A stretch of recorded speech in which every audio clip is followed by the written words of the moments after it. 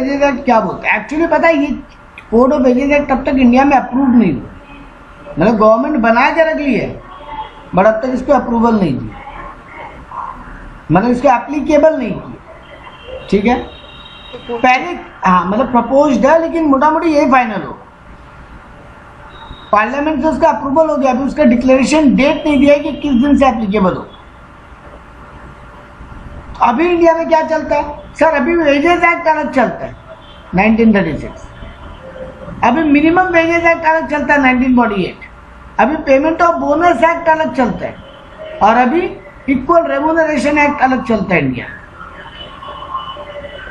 तो इंडिया में अभी 4 एक्ट चल रहे हैं वेजेस को लेके, खाली minimum wages, payment of wages, payment of bonus, equal remuneration. Sir ये तो बड़ा पंगा है, गवर्नमेंट इसीलिए तो कोड ऑफ वेजेस एक्ट 2019 लाया। और ये सब एक्ट का ईयर भी देखो, 1936, 1936, 1948, 1965, 1976। सर बाबा आदम का जमाना हो गया। तो गवर्नमेंट को ये भी लगा कि इसको एक तो अलग अलग एक्ट को ये कंफ्यूजन हटाना चाहिए, और दूसरा बात इतना पुराना हो गया कि आज की डेट में सिनारियोज ही बदल गए हैं मार्केट, तो उनको भी मिक्सअप करने या मर्जअप करना जरूरी है। तो गवर्नमेंट क्या किया, एक कोड ऑफ वेजेस एक्ट बोल के नया एक्ट बनाया 2019, एकदम लेटेस्ट है, मोटा मोटी 3-4 साल पुराना, 2019 में बना, अब तक एप्लीकेबल उस तरीके से हुआ नहीं। तो पहला बात तो क्या पढ़ोगे, इसे 4 एक्ट को सब्ज्यूम्ड किया गया। सब्ज्यूम मतलब रिपील्ड किया गया या मर्ज किया गया, मतलब पुराना एक्ट को डिलीट करके ये नया एक्ट बनाया गया, तो डिलीट हो जाएगा उसे। ठीक है, नया वेजेस का डेफिनेशन में भी एक बहुत काम का बात डाला, आगे पढ़ेंगे वेजेस का पूरा डेफिनेशन, तो वो काम का बात बाद में पढ़ते हैं, पहले वेजेस का डेफिनेशन पढ़ते हैं। तो सेक्शन 2Y बोला वेजेस में क्या क्या इंक्लूड होगा। बेटा आप टैक्स में सैलरी चैप्टर का एक बेसिक आइडिया लियो लाइफ में,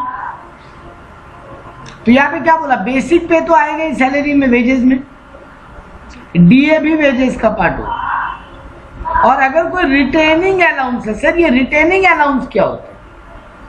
कुछ कुछ अलाउंसेस ऐसे दिए जाते हैं जिससे एम्प्लॉय छोड़ के ना मारे। ठीक है, तो वो अलाउंसेस को भी सैलरी का पार्ट या वेजेस का पार्ट माना गया। तो 3 चीज को वेजेस का पार्ट माना गया, क्या क्या? बेसिक पे, डीए और रिटेनिंग अलाउंस। ठीक है सर, क्या क्या नहीं माना गया? तो बेटा जी जो बाकी बच गए, तुम सैलरी चैप्टर में जितना आइटम पढ़ते हो सब नहीं माना गया। जैसे बोनस को सैलरी का पार्ट नहीं माना, हाउसिंग एकोमोडेशन फैसिलिटी देता है ना बॉस, रेंट फ्री एकोमोडेशन, रहने के लिए घर, उसको नहीं माना। तुम्हारा बॉस जो पीएफ में या पेंशन फंड में पैसा डालेगा उसको सैलरी का पार्ट ये चैप्टर नहीं मानता। कन्वेंस अलाउंस, आने जाने का भाड़ा, एचआरए, तुम्हारे घर में हाउस रेंट अलाउंस का भाड़ा तुमको बॉस तुम्हारे हाथ में दे दिया। कोई भी स्पेशल अलाउंस, ओवर टाइम का अलाउंस, कोई कमीशन, कोई ग्रेचुटी का पैसा, रिट्रेंचमेंट कंपनसेशन मतलब लात मार के जॉब से निकाल देना, वीआरएस मतलब ऑप्शन देना, छोड़ना चाहते हो तो छोड़ दो टाइम के पहले। अप्रेंटिसशिप, अप्रेंटिसशिप क्या होता है? सर वो ट्रेनिंग का पैसा, बहुत जन होता है ना एम्प्लॉई नहीं है, वो आर्टिकल से आर्टिकल जो आप सीएमए में बोलते हो ट्रेनिंग करना पड़ेगा सब 15 महीने का, तो वो सब चीज, तो वो सब को सैलरी का पार्ट नहीं माना। ठीक है, एक बड़ा मजेदार बात नया एक्ट में ऐड किया, ये जो अभी तक पढ़ा है ना वेजेस का मतलब ये पुराने एक्ट में भी सेम था, बट नया एक्ट में 2 मजेदार बात ऐड की। क्या बोला? इफ होल और पार्ट इन काइंड, अगर आपको पूरा सैलरी या part of the wages kind में मिलता है, पूरा सर कभी कोई काइंड में देगा, एम्प्लॉय लेके क्या करेगा? मेरा बॉस बोला तुम्हारा 40,000 सैलरी है ना, ले लो 40,000 का लैपटॉप ही ले लो।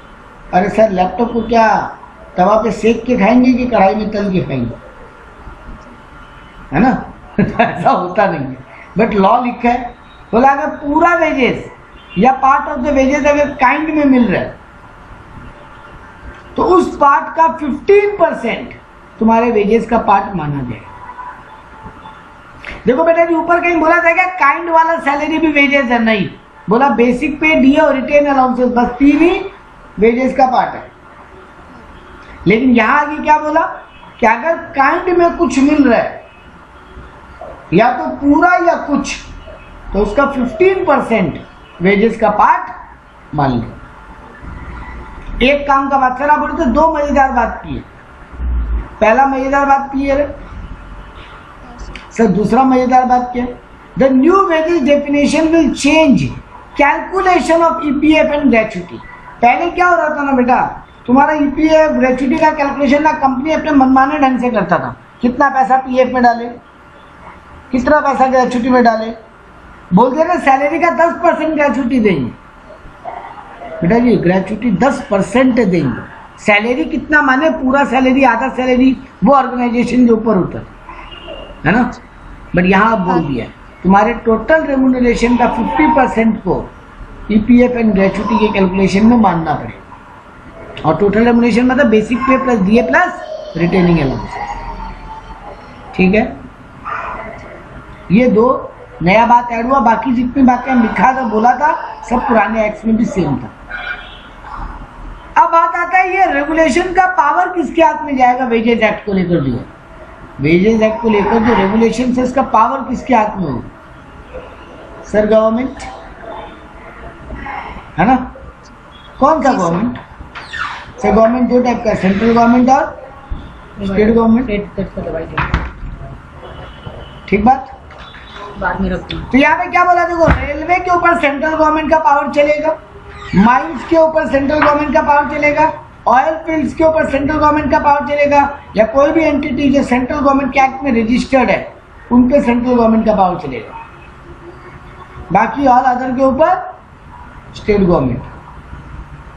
ठीक है सर, एक नया सेक्शन 3 इंक्लूड किया गया जो पुराने एक्ट्स में नहीं था, लेकिन ये ऐसा बात किया जो सर नहीं भी करता तो कोई फर्क नहीं पड़ता। क्या बोलना चाहते हैं सर? बोल रहा है कोई भी डिस्क्रिमिनेशन नहीं होना चाहिए वेजेस देने में, जेंडर के बेसिस पे, कास्ट के बेसिस पे, रिलीजन के बेसिस पे या एक्सेट्रा, यानी कोई भी और बेसिस पे सैलरी को लेके भेदभाव नहीं होना चाहिए।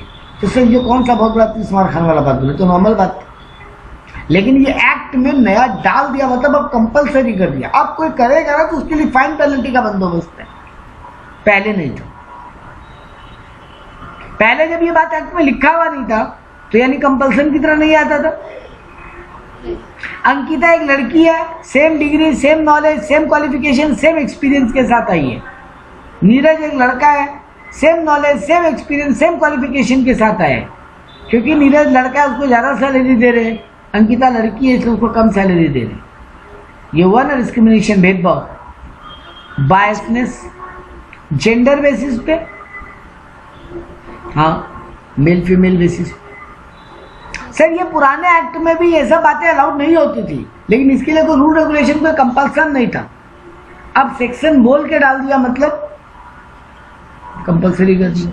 हाँ सर, हम इस सब्जेक्ट, इस जो ये पूरा कोड ऑफ वेजेस एक्ट है ना, इसको अलग अलग चैप्टर्स में डिवाइड किया। चैप्टर 1 यही था, आपके बुक से ही डिवाइड किया बेटा, आपके बुक में यही चैप्टर 1 है।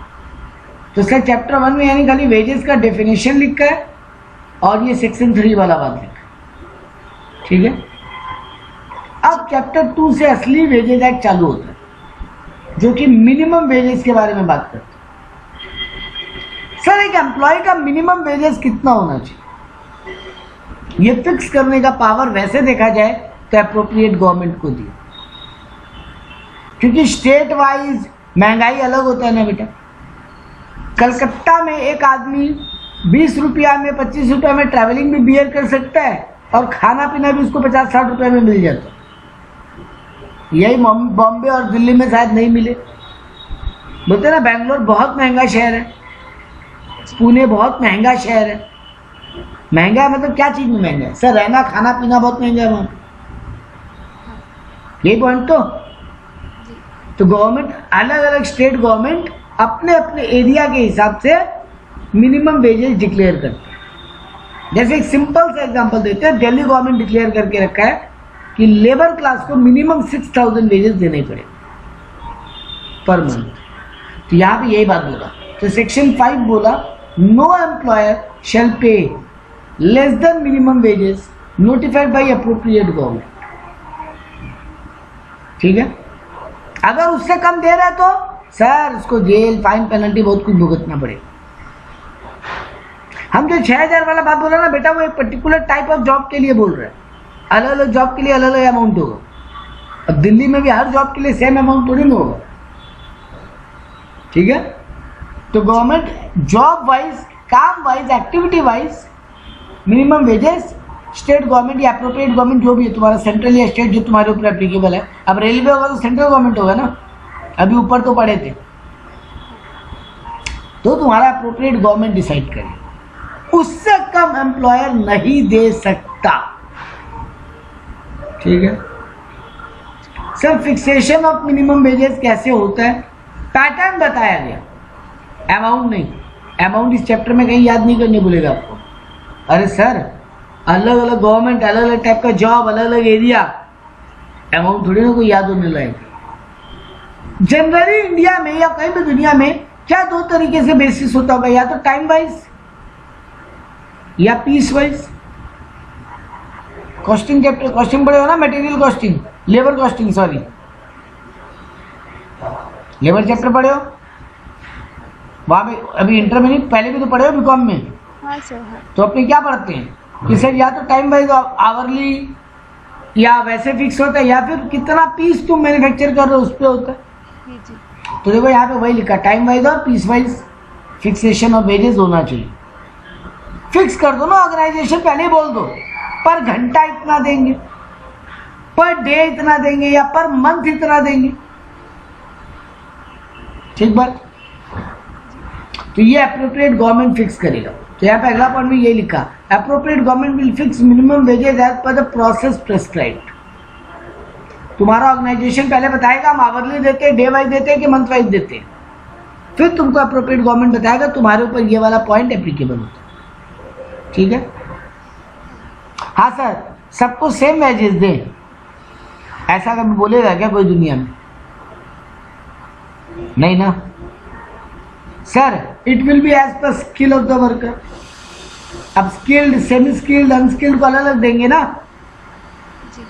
वैसे ज्योग्राफिकल एरिया वाइज मेरा बॉम्बे में भी एक फैक्ट्री है और मेरा कलकत्ता में भी एक फैक्ट्री है, क्या दोनों के लेबर्स को हम सेम वेजेस दें?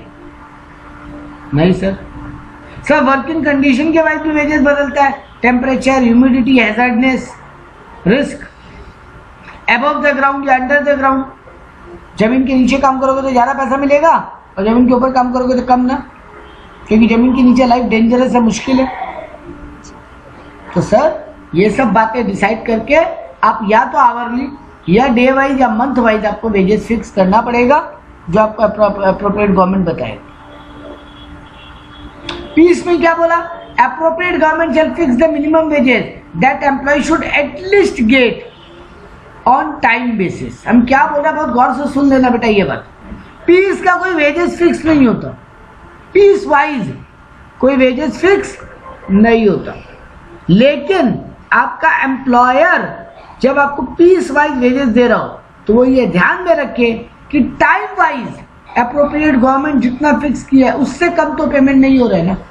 जैसे एक एग्जांपल देते हैं कि पर डे 800 रुपया मान लो स्टेट गवर्नमेंट फिक्स करके रखा है एक पर्टिकुलर टाइप ऑफ वर्क के लिए, पर डे 800 रुपया, ठीक है। तो बेटा जी अब मान लो लेकिन मेरा ऑर्गेनाइजेशन डे वाइज या मंथ वाइज या आवर वाइज यानी टाइम वाइज तो पैसा देता ही नहीं है सब, मेरा ऑर्गेनाइजेशन तो पीस वाइज देता है। आप अपने यहाँ फिक्स करके रखो 20 रुपीज पर यूनिट, एक पीस बनाओ 20 रुपये ले जाओ। बेटा जी आपका वर्कर ना अगर 1000 पीस बना रहा है दिन का तब तो कोई दिक्कत नहीं है, सॉरी 100 पीस बना रहा है तब तो कोई दिक्कत नहीं है। 100 × 20 कितना होगा, 2000 हो रहा है।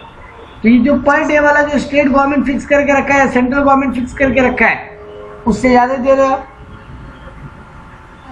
कोई दिक्कत नहीं। बट ये ध्यान रख लेना आप जब पर यूनिट फिक्स कर रहे हो ना तो कहीं भी वो 800 से नीचे तो नहीं जा रहा है ना ओवरऑल। मान लो हम 8 रुपया पर पीस दे रहे हैं तो 100 × 8 कितना हो, तब भी ठीक है। चलो सर हम 7 रुपया पीस दे रहे हैं, 100 × 7 कितना हो गया। तो सर आप गवर्नमेंट का जो टाइम वाइज मिनिमम वेजेस बताए आपके एरिया और आपके काम के हिसाब से, आप वो नहीं दे रहे तो आपको मिनिमम 800 तो देना ही पड़ेगा। तो दैट इज द थिंग। हाँ सर वो काम ही दिन का आधा दिन काम किया तब थोड़ी ना 800 दे देंगे, क्योंकि गवर्नमेंट तो पर डे 800 फिक्स किया है। वो पूरा वर्किंग आवर काम करके गया तो 800 रुपये पर डे उसको देना ही पड़ेगा।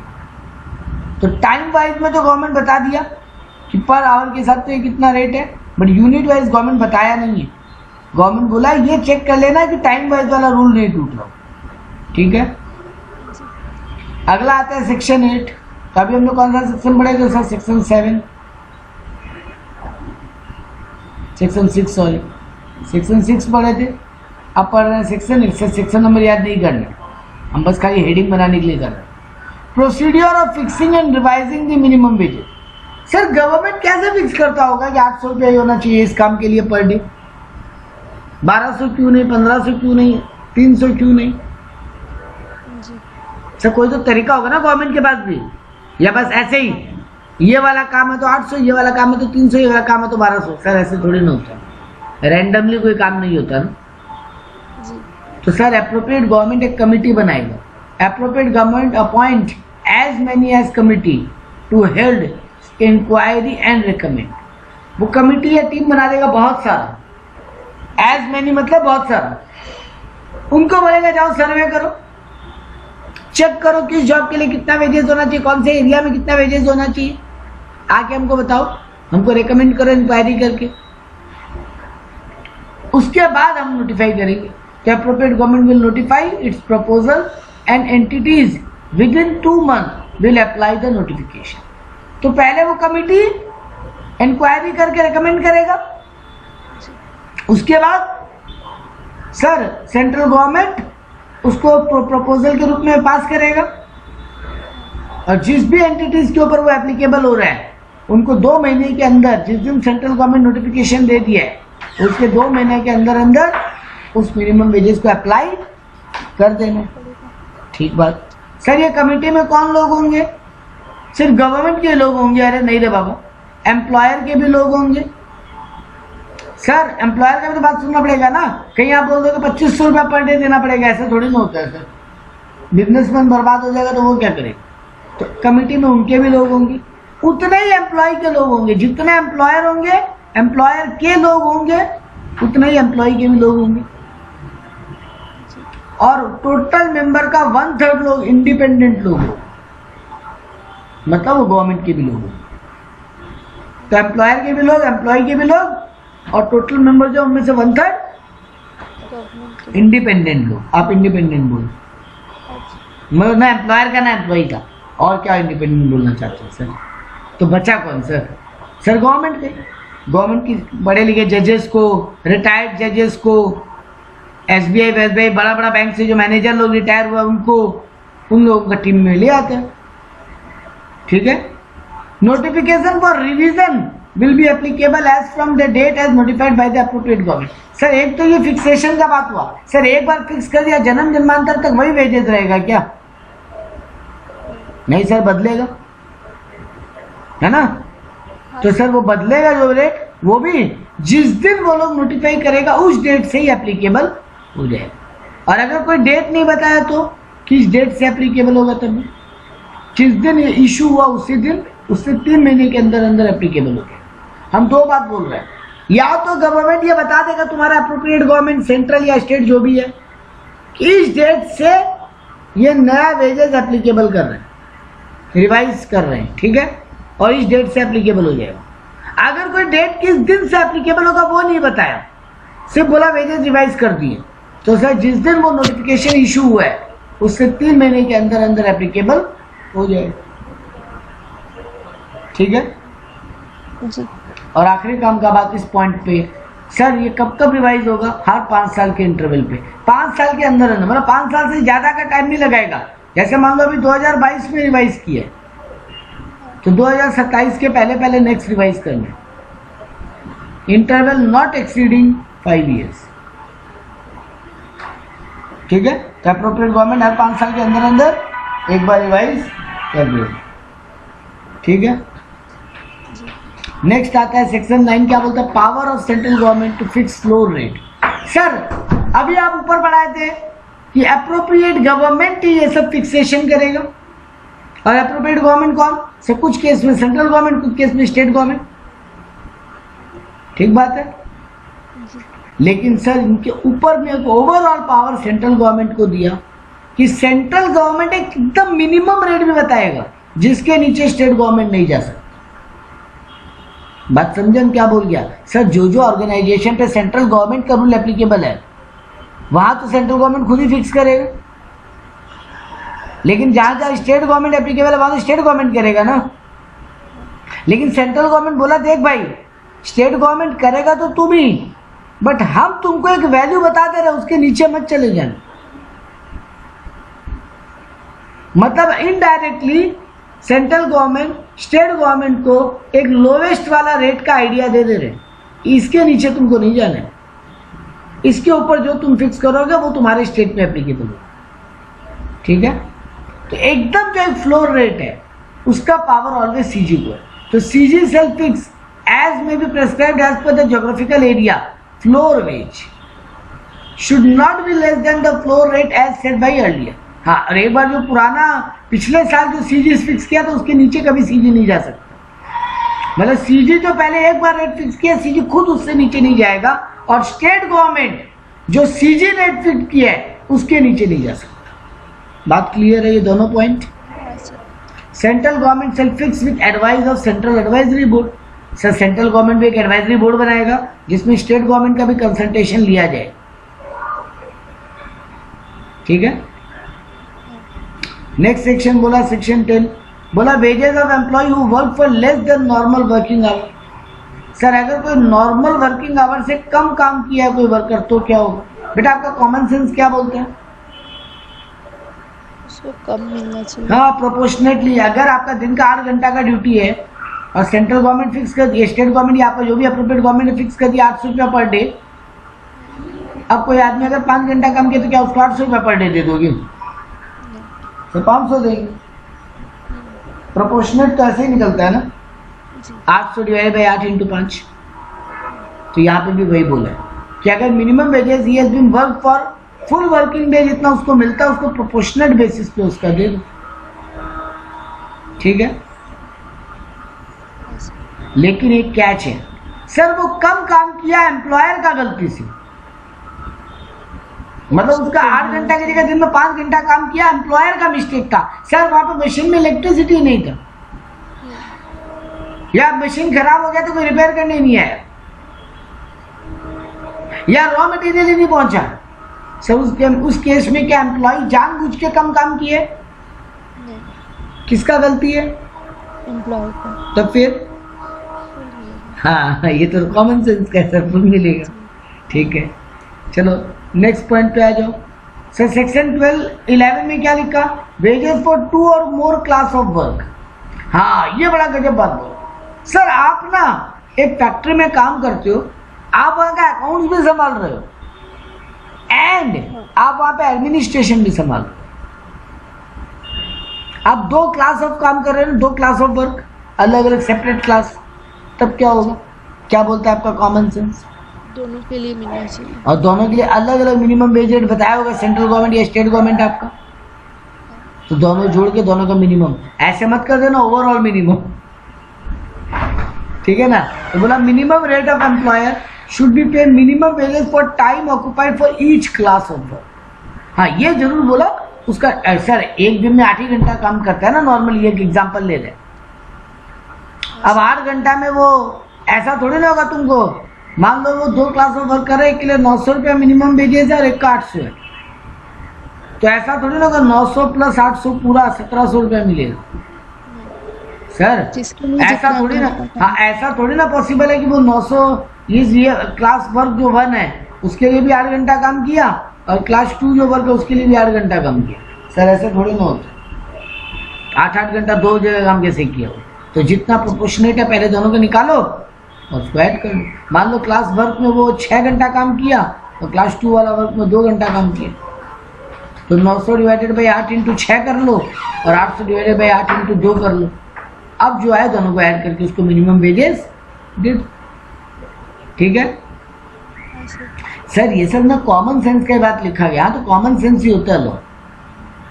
सेक्शन 12 क्या बोला, minimum time rate wages of peace for piece work. हम तो ये पहले ही बोल चुका था कि अगर कोई पीस वर्क में काम कर रहा है तो उसको मिनिमम टाइम रेट वाला जितना अमाउंट तो मिलना ही चाहिए, क्योंकि सर मिनिमम पीस रेट का कोई वेजेस फिक्स हुआ ही नहीं है।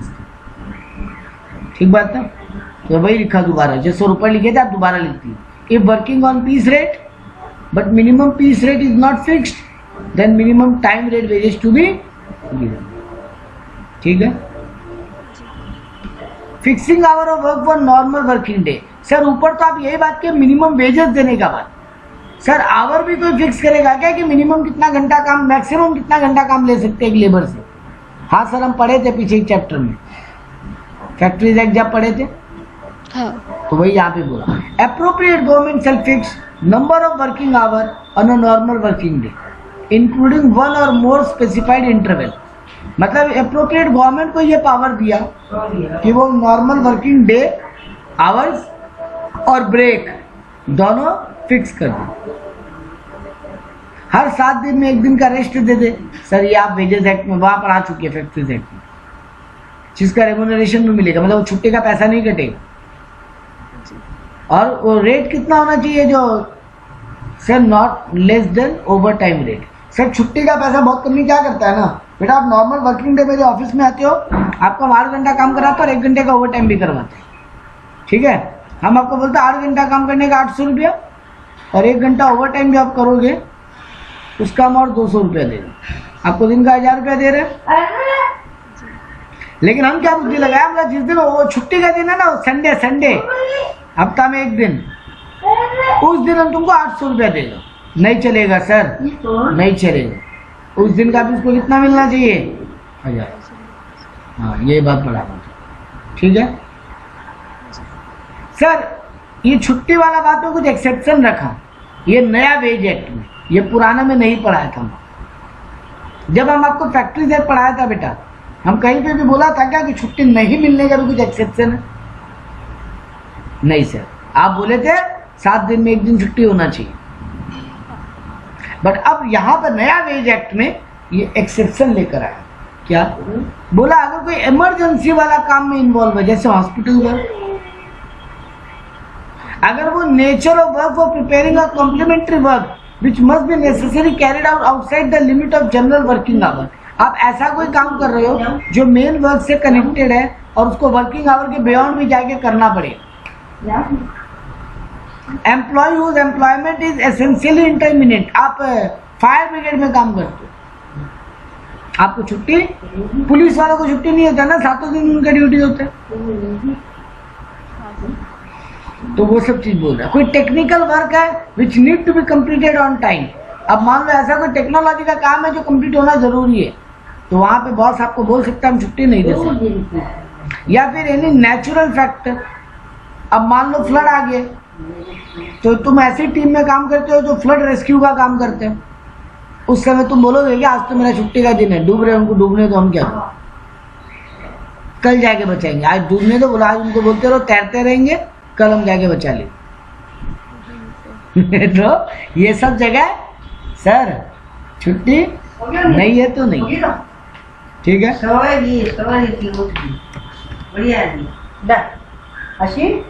क्लियर है कहानी? ये देखो कौन आई, रिकॉर्डिंग बंद कर देते हैं। तो देखो यहाँ पे अपने क्या पढ़े सर, कुछ केस में ये छुट्टी वाला कहानी एप्लीकेबल नहीं होता। अच्छा, work for over time, sir कितना वेजेस होना चाहिए ओवर टाइम का? Twice the normal wage rate. अगर आपको हम घंटा का 100 रुपया दे रहे हैं ना, तो ओवर टाइम का 200 रुपया हो, ठीक है, आपका यूनिट 2 भी खत्म। अब आता है चैप्टर 3, पेमेंट ऑफ वेजेस। यहां पे क्या बोला, सेक्शन 15 क्या बोलता है, पेड इन करेंसी और नोट्स और कॉइन। सर सीधा सा बात था, हम आपको अभी वो जो 2000 का नोट बंद हो गया उसमें वेजेस देंगे तो आप लोगे क्या? वही बात तो यहाँ पे बोला है कि आपको करंट करेंसी में पेमेंट करना पड़ेगा, या फिर बाय चेक पेमेंट कर दो, या फिर इलेक्ट्रॉनिक मोड में भी कर सकते हो, ऑनलाइन ट्रांसफर। मतलब कैश में दोगे तो करंट करेंसी होना चाहिए। तो सर ये भी कॉमन सेंस का बात है। अब अगर वो जो पुराना 1000 का नोट बंद हो गया नोटबंदी के टाइम, अगर वो उनमें किसी को पैसा देंगे लेगा क्या? वो देगा भी नहीं। हाँ, ये बहुत काम का पॉइंट है। सेक्शन 16, सेक्शन 15 ज्ञानबाजी किया बेटा, कुछ नहीं किया। बोला चेक से दे सकते हो, ऑनलाइन दे सकते हो या करंट करेंसी में दो। हाँ ठीक है सर, ये नॉर्मल बात है।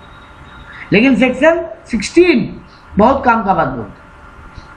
आप वेजेस में या तो डेली बेसिस पे दो या वीकली बेसिस पे फिक्स कर दो या फोर्टनाइट मतलब 15 दिन में एक बार या मंथली। बियॉन्ड 1 मंथ आप नहीं जा सकते। आप कभी भी लेबर को ये नहीं बोल सकते कि तुम 2 महीना काम करो तब एक बार तुमको सैलरी देगी। बात समझ में आई? बहुत काम का बात है। ये पुराने एक्ट में नहीं था, नया एक्ट में डाला गया। बहुत काम का बात है कि आप डेली वीकली फोर्टनाइट या मंथली बेसिस पर तो वेजेस फिक्स कर सकते हो, लेकिन आप किसी को ये नहीं बोल सकते 6 महीना काम करो तब एक बार सैलरी देंगे। अरे सर वो करेगा क्या? हाँ, तो it can be different for different establishment. आप मंथली डेली वीकली कर लो, लेकिन मोर देन अ मंथ कभी भी आप नहीं रख सकते। Time limit for payment of wages, sir अगर आप डेली बेसिस पे फिक्स किए हो तो एंड ऑफ द शिफ्ट पे दे दो। अगर आप वीकली बेसिस पे फिक्स किए हो तो last working day before holiday. अगर आप फोर्टनाइटली फिक्स किए हो मतलब हर 14 दिन में एक बार देते हो तो before end of the second day of the end of the fortnight. Fortnight जिस दिन खत्म हो रहा है उसके ठीक पहले वाला दिन, उस दिन मत रखो, फिर पहले वाला दिन दो। अगर आप मंथली बेसिस पे तो before end of the 7th day of the next month. ठीक है। और अगर आप किसी एम्प्लॉय को रिमूव किए हो या डिसमिस किए हो या रिट्रेंच किए हो या रिजाइन करवाए हो तो विद इन 2 वर्किंग डेज, जिस दिन उसको निकाले उसके 2 वर्किंग डेज के अंदर उसका पैसा जो भी बच रहा है वो दे दो। तो ये एक अच्छा पॉइंट था, पढ़ने लायक टॉपिक है। If any reasonable ground appropriate government can grant extended limit. Sir हम नहीं दे पाए आप मंथ एंड के बाद अगला महीना के अंदर 7 तारीख को, तो आप एप्रोप्रिएट गवर्नमेंट से परमिशन मांगो कि मेरे यहाँ 7 तारीख को पॉसिबल नहीं है, हम 10 तारीख तक देंगे। तो आपको एप्रोप्रिएट गवर्नमेंट एक्सटेंडेड टाइम दे देगा, फिर आप वो फॉलो कर सकते हैं। ठीक है। इनमें से कोई में भी डेली वीकली फोर्टनाइट मंथली आप कोई में भी अगर आप नहीं फॉलो कर पा रहे जो रूल लिखा है तो आपको एप्रोप्रिएट गवर्नमेंट से अप्रूवल लेकर करना पड़ेगा, जो आप डिफरेंट करो। सेक्शन 18 बोलता है deduction which may be made from the wages. क्या क्या चीज आपके वेजेस से हम काट सकते हैं? सर एकदम नॉर्मल बात है। बोल रहे any payment by employ to employer for agent shall be treated as deduction. कोई भी ऐसा पेमेंट जो एम्प्लॉयर आपके बिहाफ में कर दिए, आपको करना था, एम्प्लॉय को करना था, लेकिन कौन कर दिए? एम्प्लॉयर। जैसे प्रोफेशनल टैक्स का पैसा किसके सैलरी से जाना चाहिए? आपके ना, बट आपका बॉस जमा कर दिया तो आपसे काटेगा नहीं वो पैसा। हाँ, तो वो सब चीज। Any loss of wages for sufficient cost, आपके गलती के कारण कंपनी को नुकसान हुआ, उसका पैसा काट सकते हैं। ठीक है। इसके अलावा बोला suspension is not deduction of wages. हाँ, अगर आपको सस्पेंड कर रहा है तो अगर आपके कंपनी एक्ट में लिखा हुआ था आपकी कंपनी के लॉ में कि जितना दिन सस्पेंड रहेंगे उस दिन का वेजेस कटेगा या आधा वेजेस देंगे तो अलग बात है, अदरवाइज डिडक्शन नहीं कर पाओगे। नॉर्मली ना सस्पेंड करने का पैसा कटता नहीं है बेटा, क्योंकि सस्पेंड का मतलब अभी तक आप गिल्टी प्रूव नहीं हुए, तो सस्पेंशन का पैसा नहीं डिडक्ट। तो नॉर्मली क्या बोला, आपका बॉस आपके बिहार पे कोई खर्चा कर दे वो आपको माइनस होगा। अगर आपके कारण कंपनी को लॉस हुआ है तो वो आपके वजह से माइनस होगा। इसके अलावा एक बात और बोलना भूल जाते, अगर मान लो आपका पीएफ का कुछ पैसा कटना है तो वो भी तो कटेगा। अपने बड़े ना पीएफ का पैसा 2 जगह से जाता है। हाँ, तो एम्प्लॉय वाला कंट्रीब्यूशन तो कटेगा ना। तो देखो हमें पूरा एक लिस्ट दी है क्या क्या चीज का पैसा तुम्हारा बॉस तुम्हारे सैलरी से काट सकते हैं।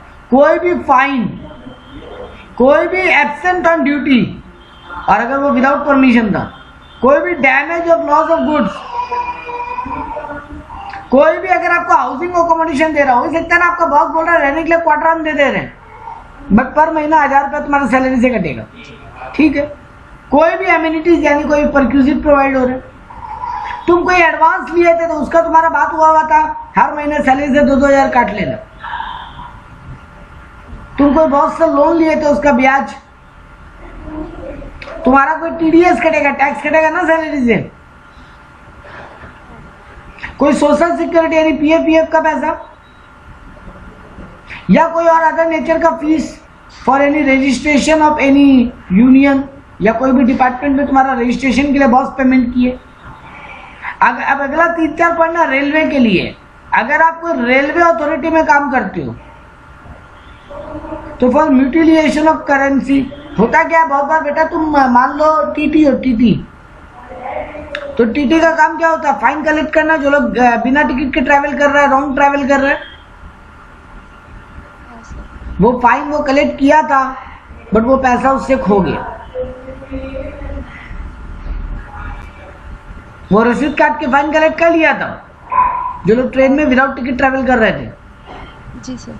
लेकिन वो पैसा म्यूटिलिएट हो गया, फट गया, खो गया, चोरी हो गया, तो वो पैसा टीटी के सैलरी से कटेगा। ठीक है। इसके अलावा बोला any deduction by railway authority for non collection of fine, तुम कलेक्ट ही नहीं किया फाइन और बाद में ये तुम्हारा गलती पकड़ा गया कि तुम अपना काम ठीक से नहीं कर रहे थे, लोगों को जाने दे रहे थे विदाउट टिकट, पैसेंजर को ज्यादा रिफंड दे दिया गलती से। कैश काउंटर में टिकट काटते हो ना, तुम्हारा 100 रुपए का 100 का नोट दिया था, 80 रुपए टिकट का दाम था, 20 रुपए वापस मिलना चाहिए था, तुमको वो 20 की जगह 40 या 50 रुपए वापस दे दिया गलती से, तो ये पैसा कौन भुगतेगा, वो एम्प्लॉय के अकाउंट से कटेगा। कभी कभी क्या होता है ना, प्राइम मिनिस्टर रिलीफ फंड बोल के एक फंड है, कई बार सेंट्रल गवर्नमेंट डिक्लेयर करता है कि ये बहुत बड़ा प्रॉब्लम आया देश में, तो गवर्नमेंट एम्प्लॉय अपने सैलरी से थोड़ा थोड़ा पैसा डोनेट करे कंपलसरी, तो वो डोनेशन भी उसके अकाउंट से कटेगा। ठीक है।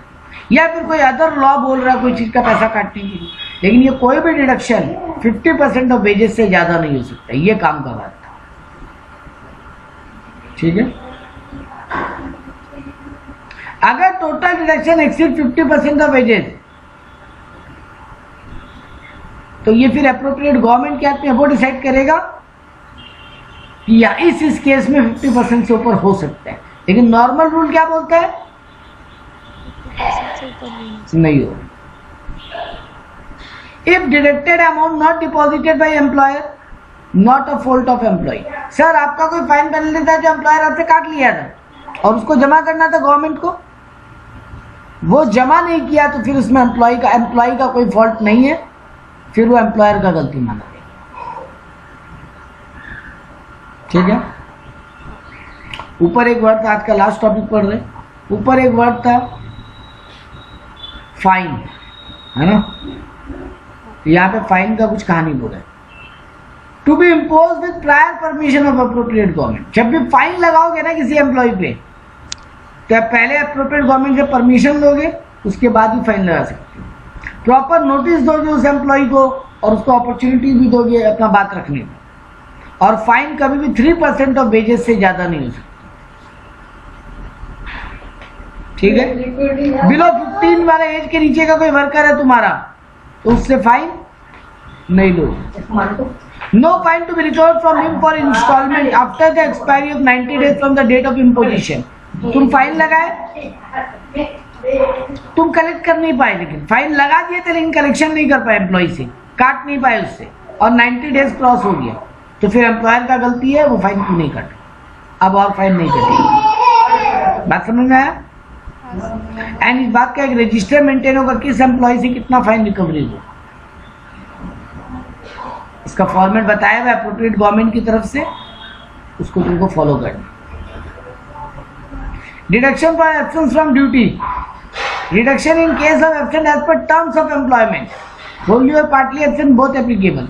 अगर आपको बात हो गया था कि इतना छुट्टी अलाउ है, उसके अलावा आप कोई एब्सेंट करते हो तो आपकी सैलरी से तो पूरा अमाउंट या आधा अमाउंट जैसे एब्सेंट था वैसा कट जाएगा। मान लो मेरे ऑफिस हमको बोला हुआ महीना में 3 छुट्टी अलाउ है, 3 से ज्यादा, महीना में 3 दिन लेट आना अलाउड है, 3 से ज्यादा लेट हो गए तो 1 दिन का सैलरी कटेगा, तो फिर ये मेरा एब्सेंट मान के काटा जा सकता है।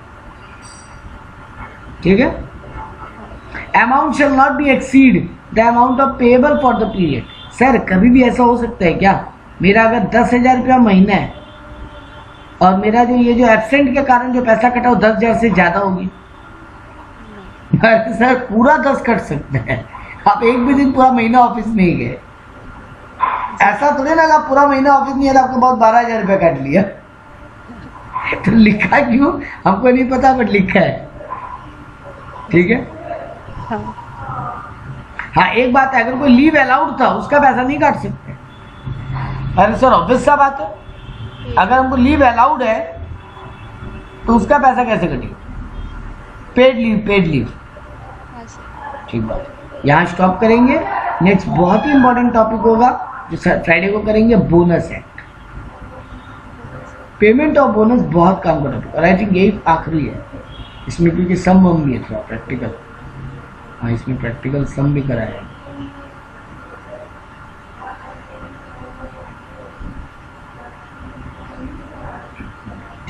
हाँ यही लास्ट है बड़ा यही, लेकिन बोनस बहुत बड़ा टॉपिक, और एग्जाम में भी ना बोनस ही सबसे ज्यादा एग्जाम में पूछते हैं। एग्जाम में भी सम आता है।